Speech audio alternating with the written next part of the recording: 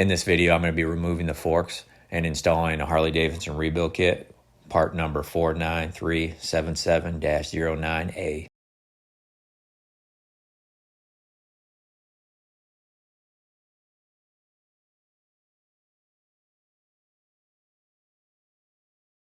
The signs that showed that the motorcycle fork was leaking was I had oil blowback from the fork onto the engine and the exhaust. On this motorcycle, the ignition was already relocated, so I did not have to worry about that. Here I'm using a 3/16 hex socket to remove the fairing cap. There's a bolt on each side. I did not have a quick disconnect for the switch, so I just used a T20 socket to remove the whole switch from the fairing cap.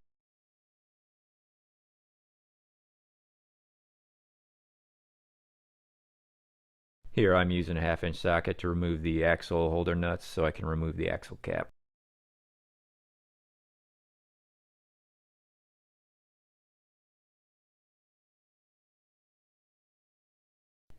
Using a 10mm 12-point socket, I'm going to be loosening the brake caliper bolts. I'm going to be removing the bottom bolt, and I'll later remove the top one when I get ready to remove the tire. Raise the motorcycle up off the floor and place blocks of wood underneath the front tire in preparation for removing the front wheel from in between the forks.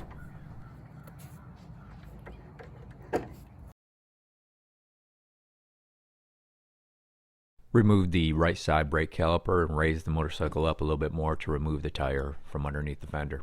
This is an aftermarket fender, so I do not have the plate lock on the inside fender bolts. If you do have that, just use a screwdriver to bend the tabs and use a 1/2 inch socket to remove the fender bolts.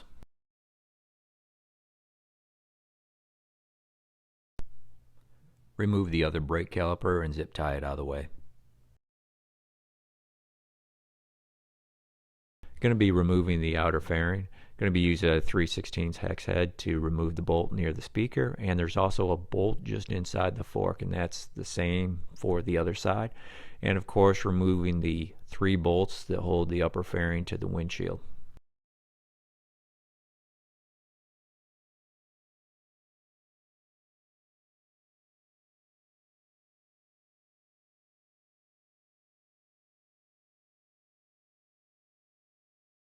I removed the decorative pieces on the side of the fork so I could remove the cover plate just underneath the headlight so I could get access to the pinch bolts. I purchased the Motion Pro 1 3/8 low profile socket to remove the fork caps. However, you could also use a crescent wrench.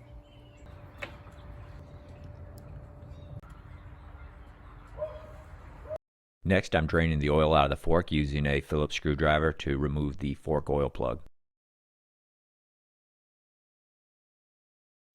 As you can see on this oil plug, it was so tight that it ended up stripping it out. I used a pair of channel locks to remove it. Going to be using a 5/8 socket to loosen the pinch bolt. After loosening the pinch bolt, I lowered the fork where I could get access to the fork tube plug.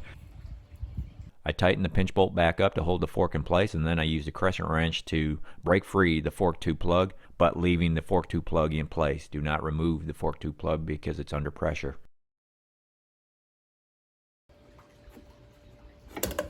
The dampener rod screw at the bottom of the fork seemed to be stripped. I had issues trying to get that out, so this next clip kind of explains how I got that bolt out using a T45 Torx bit. In reference to the stripped out dampener screw at the bottom of the fork, what I did was, with the fork assembled, not on the bike, but just assembled, I used a T45 socket. I turned the fork upside down. I tapped the T45 socket into the screw, which it actually grabbed. I used a cordless impact drill to remove the screw. Now, while I was doing this, I had a second person actually compressing the fork when I was using the impact drill. Excuse me, the left fork, removing the cap.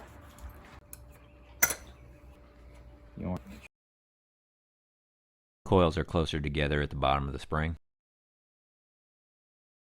After the spring's removed, I'm removing the dampener valve and then the dampener tube along with the spring on the dampener tube.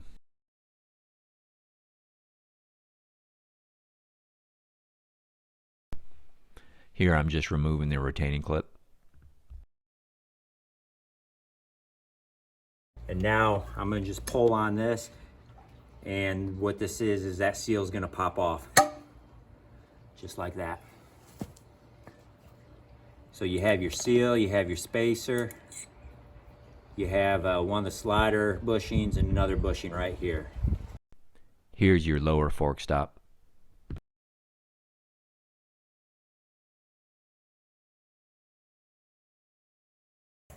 Going to be installing the new fork seal kit rebuild. It's going to be part number 49377-09A. Dust cover, oil seal or fork seal, two of the kind of the plastic fittings around the dampener rod and dampener valve, two bushings, spacer, two O-rings, 6mm bolt with copper washer, goes at the end of the fork tube, and the retaining clip. All right, I'm going to be taking this off. Here's the oil, the old one. Taking this off. Spacer, upper bushing, and I'm going to take a screwdriver, just kind of split this. Lower bushing, coat with some of the fork oil.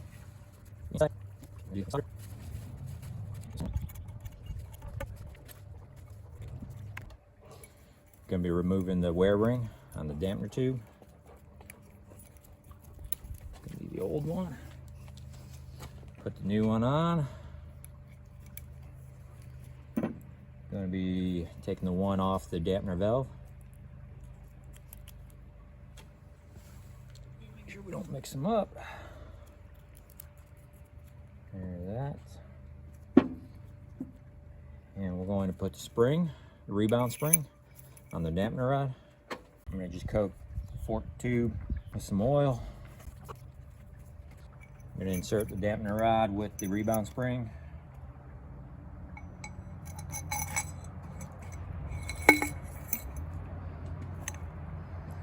I'm going to insert the cap at the end.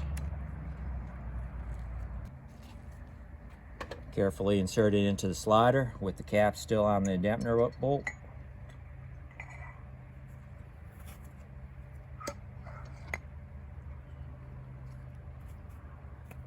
I'm going to insert the, I'm going to coat bushing inside.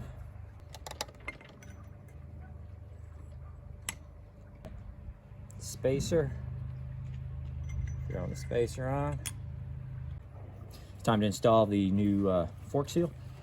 If you can see, there's little markings or possibly writing. The writing's kind of, the numbers are right there in between these two dots. Can you see it?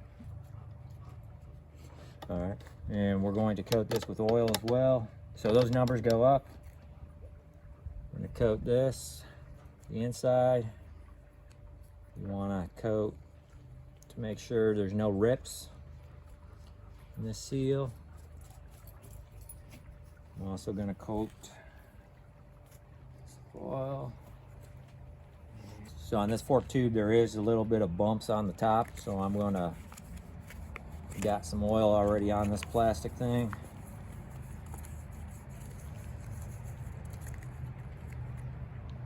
So what I'm going to do is stand this up.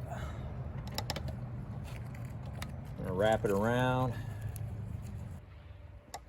Slide this over without tearing anything. So I'm going to make this smaller at the top.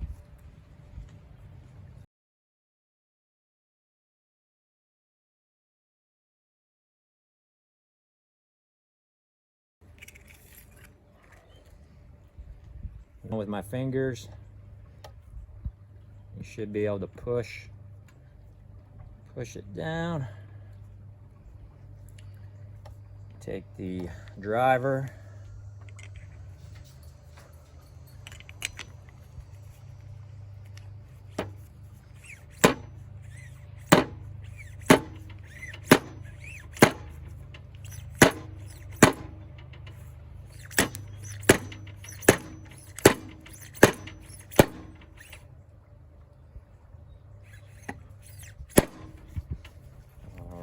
think I've got this. We're gonna install the retaining clip into that groove.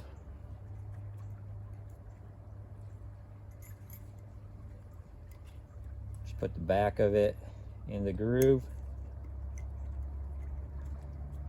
May have to use a screwdriver just to push it down gently without, there you go. It just snaps in there. Yep.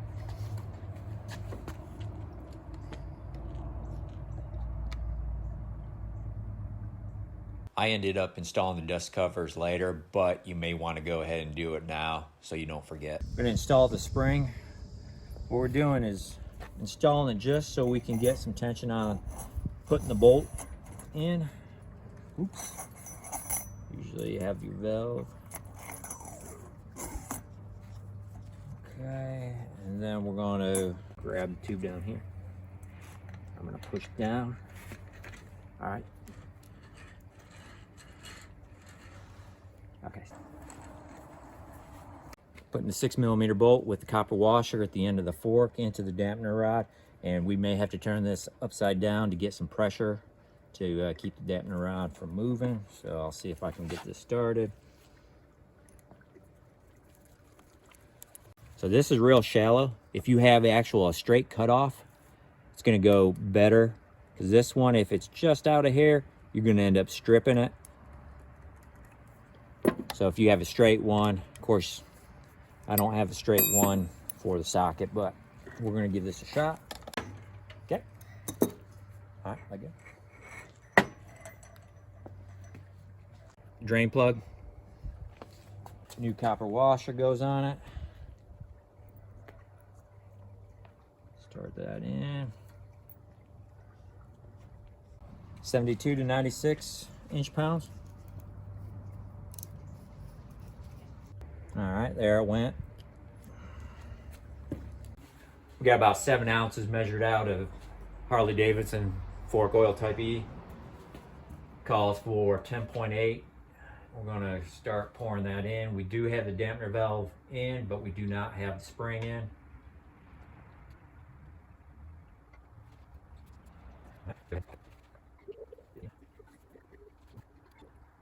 Gonna check for leaks. I don't feel any leaks in the plug or in the dampener bolt.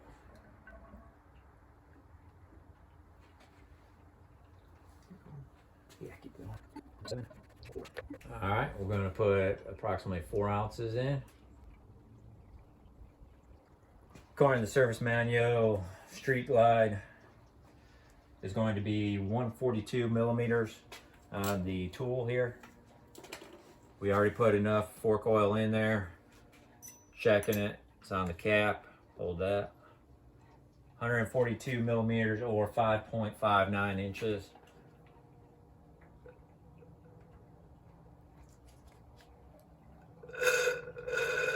All right, we're sucking air. Coils that are tightly wound go in the bottom, according to the manual. So we're gonna slowly insert that. We already put the O-ring on the bolt. We're gonna compress the spring. I just have a little piece of foam. When I do that, he's gonna turn. All right.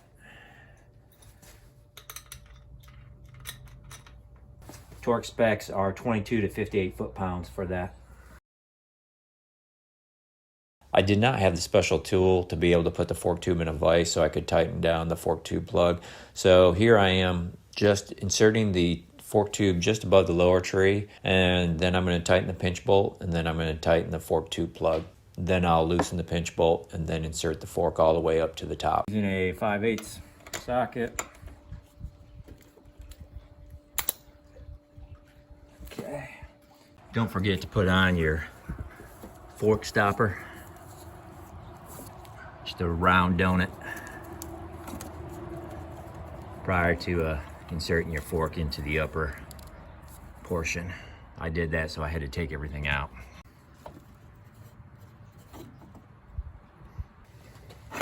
There's the top of the fork bolt. Inch bolts 30 to 35. Good.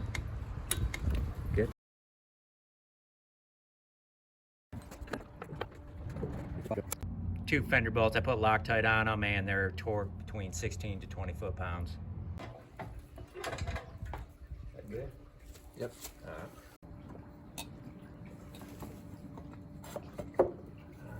Just sit that on there. And I seized grease on the axle. I went ahead and put the spacer on. I'm gonna slide it through. I am loosely installing the clamp and the axle nuts on the right hand side of the fork. I am not torquing these down as of yet. The clamp, you will notice on the bottom of the clamp says out. Make sure that goes away from the bike. Install the axle nut and washer on the left hand side of the bike. Use a screwdriver to place through the hole of the axle on the right hand side to hold the axle in place. And then torque down the axle nut to 50 to 55 foot-pounds. Here I'm using a 1/2-inch socket to torque down the clamp on the right hand side of the motorcycle. Make sure the clamp is evenly spaced. Torque specification is going to be 132 to 180 inch-pounds. 28 to 38 foot-pounds for the brake caliper bolts. I then move the wheel to make sure it spins freely. Install your quad ring seal or the rubber washer at the top of the fork. I match the bottom of the rubber washer or the quad ring seal to the top of the fork tube plug. And then install your fork cap. Torque specifications for the fork cap are going to be 50 to 60 foot-pounds. I used a Motion Pro 1 3/8 inch low profile socket to accomplish this. Here I'm reinstalling the fork cover just underneath the headlight with the decorative pieces from the side. Each side has 2 bolts. Going to be reattaching the fairing. This consists of plugging in the headlight, attaching the 3 bolts at the top near the windshield, attaching the 4 bolts on the inside of the fairing, 1 bolt near each speaker, and 1 bolt just inside each fork. Reattach any switches that you may have taken off the fairing cap, and then install the fairing cap back onto the bike. You'll have 1 bolt on each side to hold it on.